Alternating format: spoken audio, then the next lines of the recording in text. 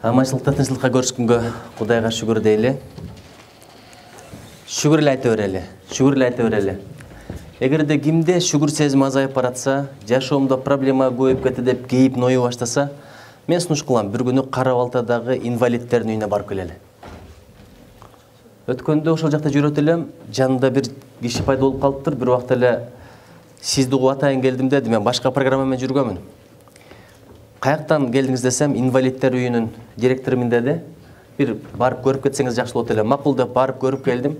Ошондон баштап деги эле жашоодо эчтекеге арыз арман айтпаш керек экендиге түшүнүккө келдим. Себеби ал жердегилерди айтпай эле коеюн. Акылыбыздын баары ошол байлык экен. Бир карасаң, бир жакшынакай адамдар турат, бир жакшынакай кыздар турат, бирок Аллах Таала акылын алып коюптур. Болду, эчтекеси жок да. Ары басат, бери басат, бир карасаң эле жыгылып калат, бир карасаң мушташып аткан, бир карасаң же сөз түшүнбөйт. Айга өтсөм айыкпайт дейт. Болгону кээде интенсив болуп кетет, ошол үчүн алып келип коюшат. Бул жерде өмүр бою карайбыз дейт. Жылына 18 миллион алардын тамак ашына куройт дейт. Ошон үчүн дайыма шүгүр айтып эле жүрө бергилечи берекелер. Издей бергиле, жакшылык эле издей бергиле. Эмнени издесең ошону табасың. Бир адамдан деле бир сыпаты жакшы, бир сыпаты жаман. Эмнесин издесең ошону табасың. Мен Япон кереметин деген дагы бир эстетип коеюнчу, ошол китепте айткан элем го баягы тоону сөмөй менен тоссоң, сөмөйүң тоону тосуп калат. Анткени адамдын сөмөйдө жакшы жагы болсо деле ошону көрө берсең, ошол нерсе жаман жагын көрсөтпөй тосуп калат экен. Ошого шүкүр айтканды үйрөнөлү. Экинчиси, биз бала кезде бир бар эле, кантсең дагы алтындай сөздөр калар айтылбай кадыр түн тостук деп. Мен Советтер Союзунун учурунда жүрүп калдым. Кадыр түн дегенди биринчи жолу тосо баштаганда ойлогонбуз, сон болот экен, музыка коет экенбиз, даңкадың түнү менен ырдайбыз, бийлейбиз. О, кадыр түн деген сон болот экен. Ошондой ырлар да чыккан. Кантсек деле алтындай сөздөр калар айтылбай кадыр түн тостук деп бир кыз менен бир жигит ырдайт эле. Анан кадыр түн тособуз деп кыздар, балдар, классташтар сүйлөшүп атабыз. Сенден бул, сен мындай тамак алып келесиң.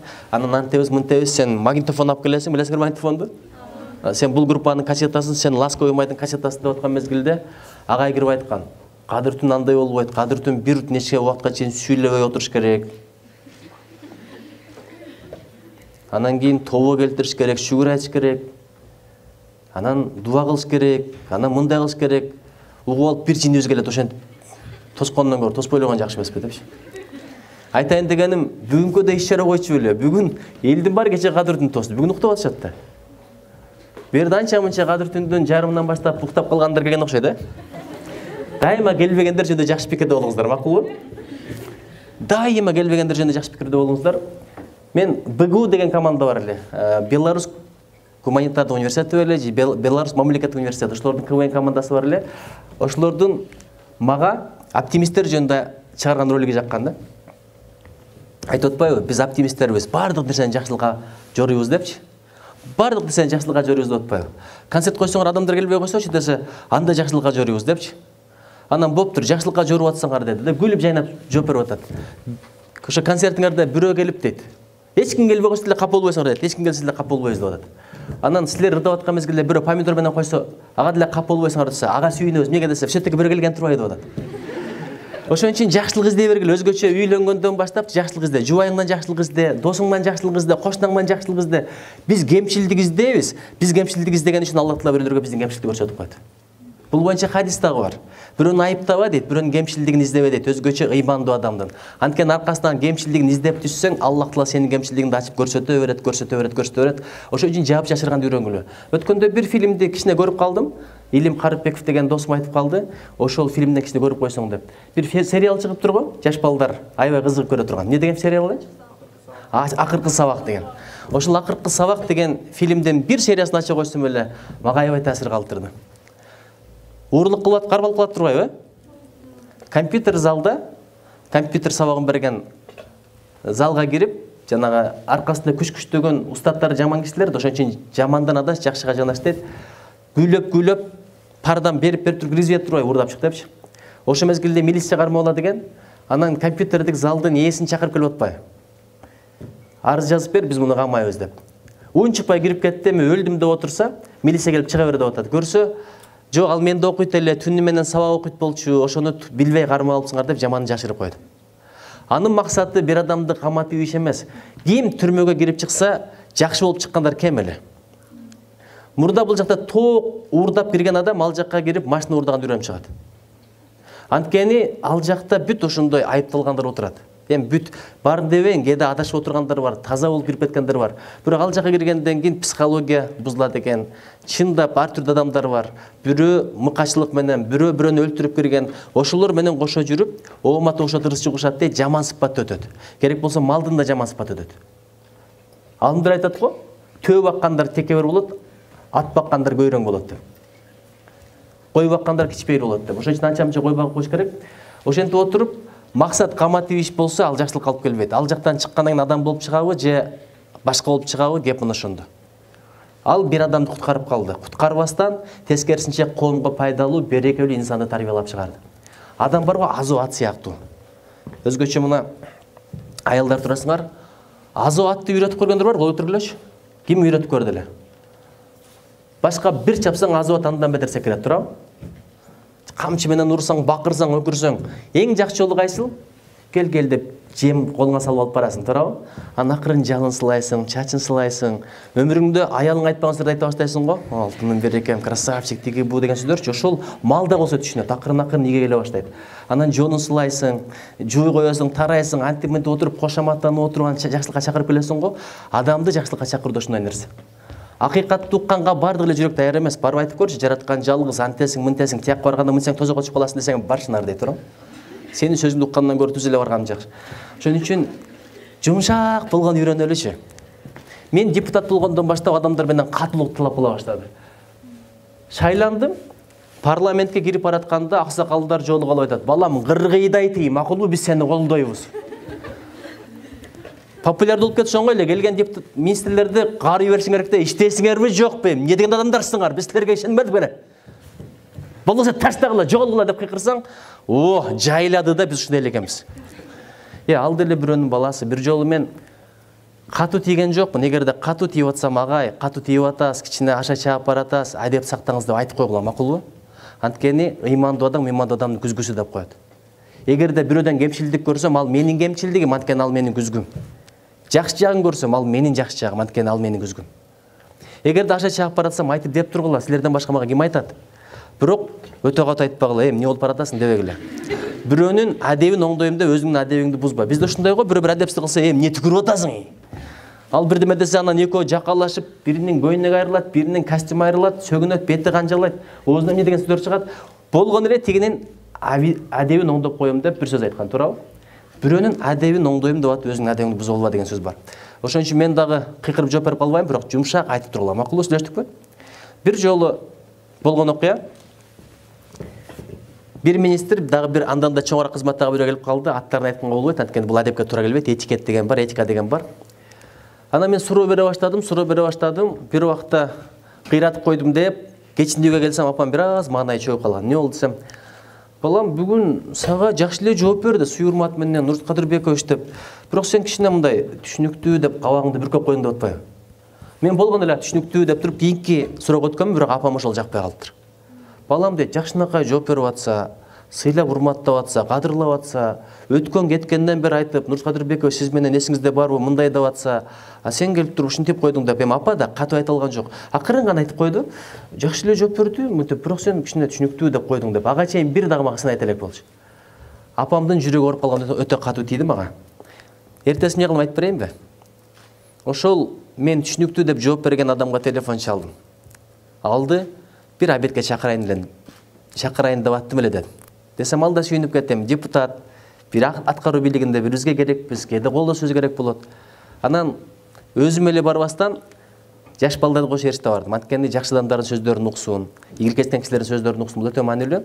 Анан сүйлөшүп отурдук, жакшы сөздөрүмдү айттым, жылуу сөздөрүмдү айттым, көңүлү көтөрүлдү. Кечинде барып, апама айттым, апа, чайга чакырдым. Эч капы болбоптур. Жүрөгү таза экен, ыраазы болуп кетти, сүйүнүп калды десем, апамдын баягы жүрөгүндө кармаган катуу сезим анан кой берди да. Апа кемдин көңүлү үчүн кылдым ошону.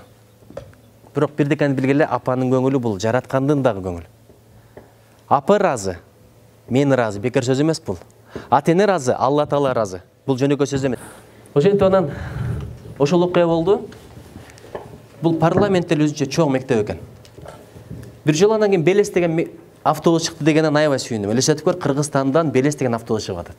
Ошону чыгып туруп процедурныйда али иш башта электе чыгып микрофондон айтып койдум. Ушундай Белес деген автобус чыгыптыр, сыйлап коелу, кичине колдоп коелу, дем берип коелу. Дем деген дух деген сөз. Анан көрдүңөр, президент дагы барды. Президент баргандан кийинки сөз болчу, анан биз дагы барып айдап көрдүк. Кыргызстандан Белес деген автобус чыкты. Кулакка жакшы угулабы экен? Булчу жаштарга дем бере турган окуя да. Биздин деле колубуздан келет экен деген сезим могул жака сиңиш керек. Бул жакта кыздар отурат, мен атайын ушул жака кайрылып атам. Балдарга кийин колундан келет деген сөздү көбүрөөк айткыла. Салахидин Аюбидин апасынын таржымалын окусаңар, кантип турмушка чыкты атасына, кантип аял алды. Башынан ниети жакшы болгон.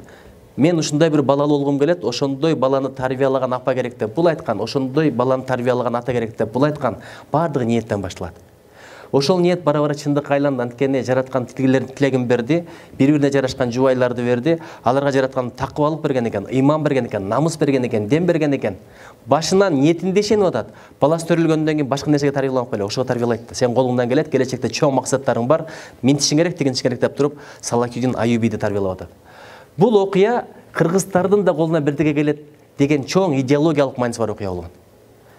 Анан демилгенди көтөрдүк, президент барды, 10 автобус мэрия сатып алат деп туруп тапшырма берилди. Кийин автобус алабыз деп кредит сурап келгенде дагы мен айткам, өзүбүздүн автобустар бар, ошол жака кетирбейсиңерби десек, бул жактан өзүнчө бюджет менен 10 автобус алабыз деген. Жакында мага кабар келди, албайбыз, анткени алар мындай топтойт экен, сапаты тигиндей экен. Айланайын, бул Япония эмес.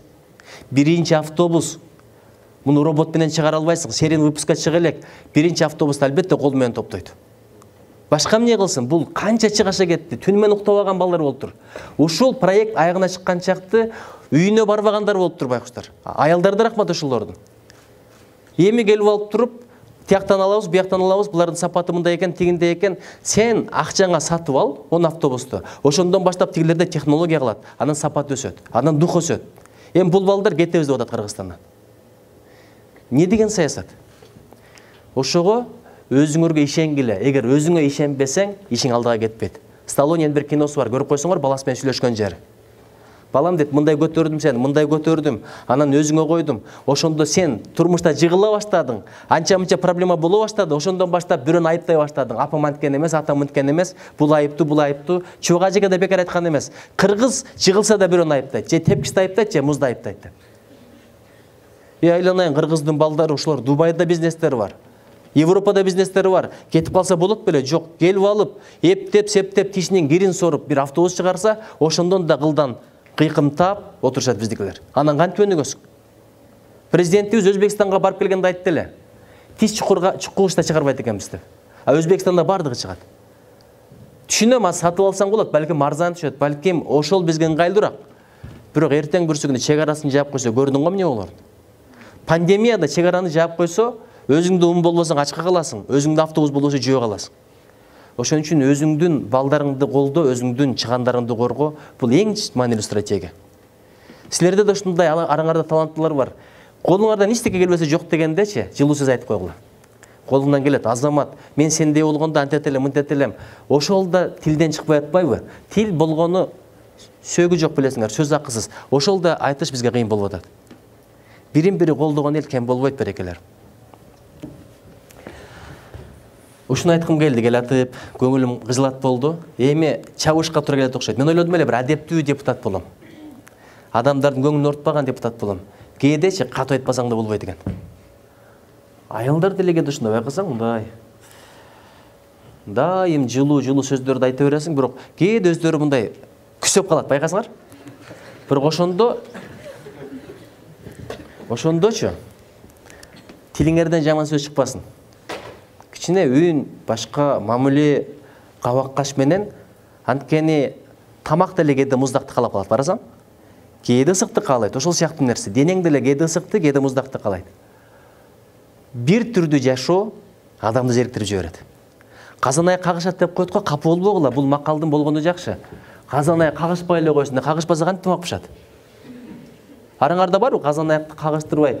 Мен курсагым ачып отурганда таң-туң деп баштаганда жабай сүйүнөм. Сө аял бирдеп баштаган болот да, мынтипчи. Бирөөлөр бар, таң-туң дегенде узагыраак күчкө туура келет. Бирок биздики жакшы эле, бир 10-15 мүнөттө ар кандай тамак даярдап койгон жагы бар. Аны деле мактанып коеюн. Ден соолукка пайда. Тем более видеодон тартып атат. Качан болсо сындай баштаган мезгилде ушундай болуп кеткен. Эч качан укпайт деп ушак айтпа дейт го. Дубалдын да кулагы бар дейт го. Кээде эки жакты карап туруп, акырын үй бүлө темасына кирип, анан үй бүлөдөгү жубайым тууралуу анча-мынча маселелерди айта баштаган мезгилде үйгө барсам эле карап отурган болот да, мынтип айттыңыз го депчи. Каяктан уктум десем, түз эфирге кирсем ошол жерден баштадыңыз дейт. Качан болсо түз эфирге киргенде ошол жерде мен ал тууралуу айтып аткан болот экем. Ошон үчүн колдон келсе эч качан эч ким жөнүндө жаман сүйлөбөгүлө. Мага окшоп. Айтайын дегеним, мен жаман ниет менен эмес, жакшы ниет менен кээде катуу сүйлөйт окшойм. Өкмөткө, мэрияга, башкаларгачы. Анткени сен тилинин ачуулугун караба, ниетин кара. Акыретте эки нерсеге жооп бересиң. Эмнени сүйлөдүң бир, экинчи кандай ниет менен сүйлөдүң эки. Бирөөнүн кийими болсо, кир болсо жиркенесиң. Адам деген ошондой. Бир адам болгон, кара колду болгон экен, ошол бомужду үйүнө апарып, тарбиялап, жуундуруп, ичиндирип, кийиндирген бир алым өткөн экен. Киносунда чыкты деп уктум, жакында мен көрө элекмин, бирок жакында барып көрүп койсом деп атам, бирок болгон окуя экен. Ошол бомж кадимкиде үйүнө барып, жуунуп, кечинде кошо жашагандар келсе, үйдүн эми ичи билесиңер да, бомж келип жашап аткандан кийин. Не балекет болгон десе, ичинде бомж, ошону жуундуруп, тамак берип, чач башын тарап, карасаң адамдыкты. Анан айла жок, эми көнөт да, башка эмне айла, себеби тиги устат болсо. Ошол бомж Кудайга шүгүр, бара-бара бутуна туруп, жумушка кирип, анан маршрутка айдап калган экен. Маршрутка айдап калгандан кийин мен дагы тигил адамга окшоп бир бомжду үйүмө апарып, сыйлап, жундуруп коеюнчу деп, бирок ошого дити барбай койгон экен. Адам деген ушундай болот. Сыртың кир болсо, кийимиң кир болсо, денең кир болсо адам жиркенет. Бирок бир жакшы жагы бар, аны жууп койсоң кетет. Машинага бир жол салып кой, кийим таза болот. Бир жол душка кирип чык же баняга кирип чык, тааныбай каласың баягы кишини. А бирок жүрөгүң кир болсо бар го, жараткан ошондон жиркенет. Бу дүйнөдө Алла Таалага эмне жагат экен билесиңерби? Алла Таалага жалынып жалбарып ыйлаган жагат экен, көздүн жаш жагат экен. Жөн көз жаш чыкпайт. Ишенбесеңер, эми атаңды эстеп ыйлаш оңой, апаңды эстеп ыйлаш оңой. Анча-мынча бирөөнүн жаман сөзүн эстеп ыйлаш оңой. Сени алдап кеткен акчаны эстеп ыйлаш оңой. Бир алдап кетип калганда, ошол акчам болгондо азыр деп ыйлап калат го мынтипчи. Бирок жаратканды эстеп ыйлаш аябай кыйын. Аракет кылып көргүлөгүн эле. Ошол үчүн айтат го, жок дегенде жасалмоосун да ыйлаганга аракет кыл, кечинде тилек кылып атканда депчи. Сүрөтүн жок деген окшоштуруп кой деп. Жаратканды эстеп ыйлаш кыйын, өткөн өзүңдүн күнөөңдү эстеп ыйлаш кыйын. Эч качан өзүңдүн күнөөңдү унутпа дейт, бирөөнүн кылган жакшылыгын унутпа деп кой, туурабы? Бирөө кылган жакшылыгыңды унут, бирок бирөөнүн сагылган күнөөсүн унутуп кой дейт. Ушундай нерселер бар. Анан ошол үчүн айтат го, көз жаш деле дейт, 3 күндүк жолдон келе турган конок болот деген. Оңойлук менен чыкпай турган нерсе. Бирок бу дүйнөдө ушу бир күнөөңдү эстеп тобо кылып ыйласаң, бир катаңды эстеп тобо кылып ыйласаң, жараткандан жалбарып атып ыйласаң, ошол жаратканга аябай жагат экен. Иши кылып бул дүйнөдө сенин ыйлаганың жаратканга жагат экен, бирок тияка барганда Кудай бетин нары кылсын, ыйлаганың эч жакпайт экен. Үчө өчүр үн угузбак деп айтат экен. Анткени бейисти ый болбойт экен да. Түшүндүңөр да. Бул дүйнөдөгү жылмайуу жагат экен, бирок каткырык жакпайт. Жылмайгыла, бирок каткырбагыла, өзгөчө кыз кишилерге такыр жарашпай турган нерсе. Эми мурда балдарды көрсөк, азыр ушундай кыздарды көрөсүң, деп баратканчы. Чын, мага бирөө айтса, атаң жаш кезинде андай эле, мындай эле, анан атаң тикүнчө деген эжени жакшы көрчү десе, нормалдуу эле нерсе. Бирок мага бирөө айтса, апаңыз десе, көтөрө албайсың. Аялдын намысы, кадыр ошончолук. Ошон үчүн эмитен береги честь молоду деген нерсе бар. Биздин кыздарыбыздын адеби, биздин визитка. Чындап эле айтам, биздин кыздар аябай адептүү, бирок ошол адепти сакташ керек. Анан бул жакта жоолукчандар отурат, ушу жоолукчандарга барып айтат окшойсуңар. Анткени кийинки мезгилде эң көп көргөнүм паркта турган жоолукчандар боло баштады. Кол кармашып жүргөн, кучакташып жүргөн, андан нар жагына өтүп кетип атат. Чын айтайынбы, жоолуктун өзүнүн жоопкерчилиги бар, берекелер. Эми мен айтпаганда ким айтат? Ушуну кантип чечебиз? Проблеманы айтып коюш оңой, бирок чечиш оңой эмес. Балким муну айтпашым керек, анткени жаманды айтпай жоюлу, жакшыны айтып жайылы дейм, бирок эмнегедир тилмен чыгып кетти, балким бул деле жараткандын өкүмү, ушул багытта бир иштейличи колдон келишинче. Билбейм, мен токтоп албай карындашым деп айткым келет. Анан ушуну кылган эме бетимен алабы деп андан да корком. Бар жоголчу деп туруп түкүрүп ийсем эмне кыласың, туурабы? Сенин ишиң канча? Тиякта мен өзүм жооп берем да. Десем, эмне кылам деп ошондо ойлонот экенсиң киши. Ошого жакшыны айтып, жаялы жаман айтпай жоюлу дегеним ошол. Бирок жакшылыкка чакырганда дагы кээде кыйнап коет экенбиз да. Мисалы бирөөгө барып алып турупчу, сен адегенде намаз оку, андан кийин зекет бер, садага бер, ажыга барып кел, андан кийин улууларга урмат кыл, кишиге ызаат кыл, тилиңди сакта, көзүңдү сакта десеңчи, адам чарчап калат, угат өлөм деп. Адамчы бир нерсени аткарсаң, бир нерсени айтсаң, ошону аткарат. Себеби эстутум кыска да. Апам кээде жаш келген кездечи, өзүнчө сүйлөнүп калып угуп калганмын. Менин чоң энем ошондой болчу. Бир тапшырма берет, эми бүтүп аткан мезгилде, бүтүп калдым, эми мындан кылып кой. Аны кылат, эми бүтүп аткан мезгилде муну кылып кой. Апам байкуш ойлойт экен да, ушуну бүткөндөн кийин барып эс алам депчи. Энем да кыйын экен, акырын күлүп жайнап бир калыпта болчу. Бүтүп калдың го, эми мынтип кой. А биздин азыр кайнылар кандай? Эртең менен туруп, бүгүн үйдү ишип барасың, тамак жасайсың, антесиң, мынтесиң, магазинге барасың, мынча килограмм пияз, мынча килограмм сабиз деп баштаганда крышасы кетип калат. Жарым эсинде жок, аткарбай калса кечинде урушат. Туурабы? Айттым эле го, кандай кызсың, тарбияң барбы? Азыр кайнылар антелбай деле калды го. Мурдагы заманда кемпирлер, аялдар отуруп алып ичкенде, кимдин үйүндө келин бар? Меникинде десе, сеникине барып бүгүн чай ичебиз дешкен. Азыр кимдин үйүндө келин жок деп сурайт экен. Эмне десе, сеникине барып чай ичебиз дейт экен. Эми заман өзгөрүп атат. Бирок адеп өзгөрбөсүн, иман өзгөрбөсүн, жакшы болуп кете берсин айтайын дегеним. Бир нерсени айтсаң адам түшүнөт.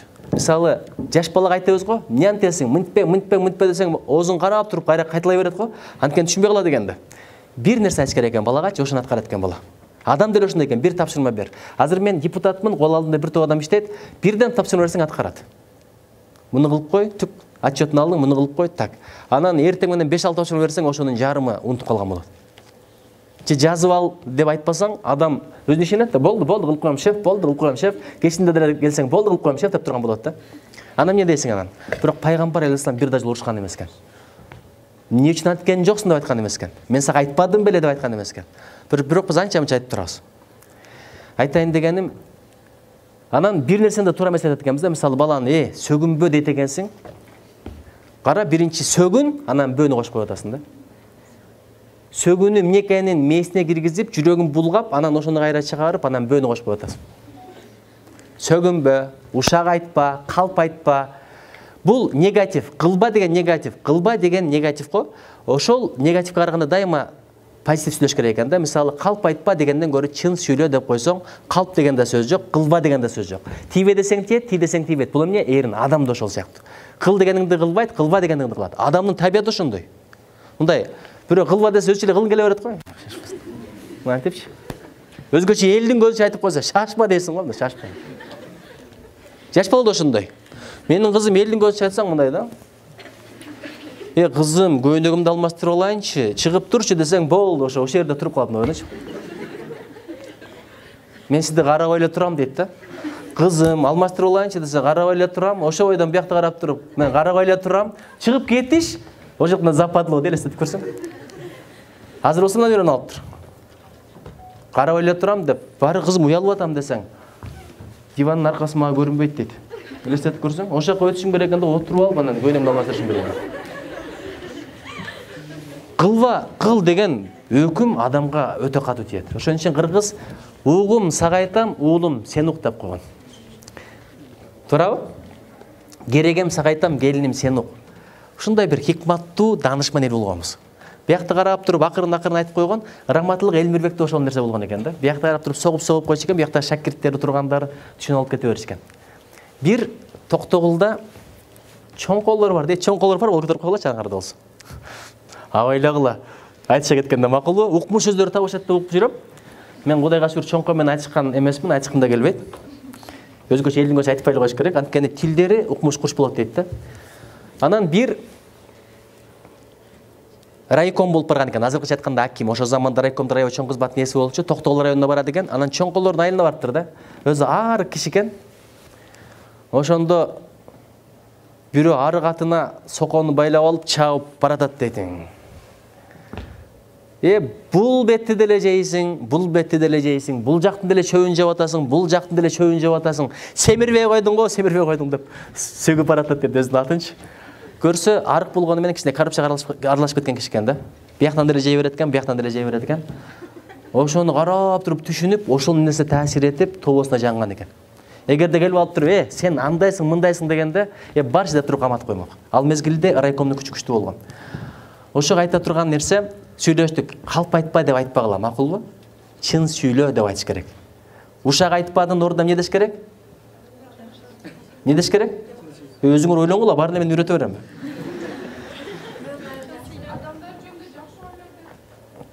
Адамдар жөнүндө, адам жөнүндө, мал жөнүндө эле жакшы ойлой берсин. Көрдүңбү, дагы эле кысып атасыздар. Жакшы эле ойлой берсин, бардыгы жөнүндөчү. Эшек жөнүндө деле айтып атам го, Японияда жүргөндө мен кетип атканда камандар качат болчу. Китепте жазганмын ошону. А япондор келип атканда камандар качпайт эле. Мен ошону кийин түшүндүм. Көрсө Япон каман жөнүндө таптакыр жаман ойлобойт экен. Торпак көргөндө эле нерсе экен да буларга. Козу көргөндөй, улак көргөндөй жаман ойлобойбуз го. А мен каманды көргөндө эле жаман ой дароо келчү да. 3-4 экен, бирөөсүн таш менен койсом, бирөөсүн бетке тепсем. Анан дагы эмне кылсам, болсо жок дегенде бакырып кыйкырам деген ошол ойдучу башка тургай каман деле түшүнөт экен. Жаныбар деле түшүнөт экен. Мунун бир эле далили. Циркте карасаңар, чоң-чоң жолборстарды, арстандарды ары-ары кыздар башкарылган, туурабы? Мынтип койсо отурат, мынтип койсо отурат. Ким бир айтмакчы, андай кыз башкарса мен деле баш ийип бердим дегендей. Бирок элестетип көргүлө. Арстандарды башкарып атат. Ары-ары кыздар. Себеби ал жаман ой жок. Арстан деле макулук, буга деле жакшылык керек деген пикир, ой ошолордо бар. Анан ошон үчүн жакшылык ойлой бергиле, жакшы ойлой бергиле. Айтайын дегеним, ушак айтпа, жалган сүйлөбө, калп айтпа дегендерди айтып бергиле. Калп деген сиңе берет, ушак деген сиңе берет, айтпа дегениңер биякта эле кала берет. Экинчи айта турган сөзүм, берекелерим, мындай оптон бир сөз табыш керек да. Мисалы, калп айтпа, бирлештик сөздө туурабы? Калп айтпай келет, эртеге сөгүнбө дейсиң, сөгүнбөй келет. Урушпа дейсиң, урушпай келет, бирок кайра калп айта баштайт. Бул жагы болуп калат, бул жагы унутуп калат да. Ошонун баардыгын бириктире турган оптом кеңешиңер барбы? Ушуну ойлоңгула. Оюңду түз кыл. Бул жакшы нерсе. Дагы. Кылп мүнөзүңдү оңо, дагы. Ниетиңди түздө, дагы. Бирок жаш балага ниетиңди түздө десең, ниетим эмне? Менин кызым кечээ эртең менен бала бакчага алып баралы десе, телевизор көрүп отуруп, мен катуу жөтөлүп калдым. Мен ооруп калдым деп барбай коюптур. Анан түштөн кийин апасы келсе, жакшынака эле жүрөт дейт. Анан айтып турду, мындай бара берсең болмок, Сайдике, жакшынака элегенсиң го, мен саар менен калп айтып койгом дейтмиш. Жөн эле калп айтып койгом депчи, анан калп айткан болбойт десе, эмнеге? Деп эмне унутуп калат дейт, эмнеге? Анан элестетип көр, ниетиңди түздө десең, анда сурайт да, ниет деген эмне? Өзү баладан үйрөнүш керек. Бала суроодон суроо чыгарып отуруп, акыры бирдеке үйрөнөт да. Мисалы азыр мен бирдеке айтайынбы? Үй деген эмне десе, үй деген жашай турган нерсе. Нерсе деген эмне? Мындай. Жашоо деген эмне? Ошентип отуруп адам кээде көп нерсе үйрөнөт да. Биз кээде суроодон суроо чыгарбайбыз да. Бир адам жакшынакка сүйлөп атса, кыргыз мындай да, мындай. Бирөө келип баласын айтып берет го, менин балам аябай акылдуу. Байкайсыңарбы? Өзү 3 эле жашта, бирок мынтип сүйлөйт, дегенди сүйлөйт. Андай мындай десе, биз мындай дальше сурабайбыз да. Мынтип угуп отурабыз дагы, жок, кой турсаң, ал юрунда дейбиз да. Мына менин балам бар го, мен тайжемин 2 жашар баласы бар деп айтабыз. Ал 3 жашар десе, 2 жашар баласы бар. Сенин балаң кылбаганды кылат деп баштайбыз да. Машинасын мактаса, ал иштеке эмес, менин машинам бар го. Бирөө атын мактаса, кой турсаң, ал мен биз ошентип отуруп пайда таппайт экенбиз.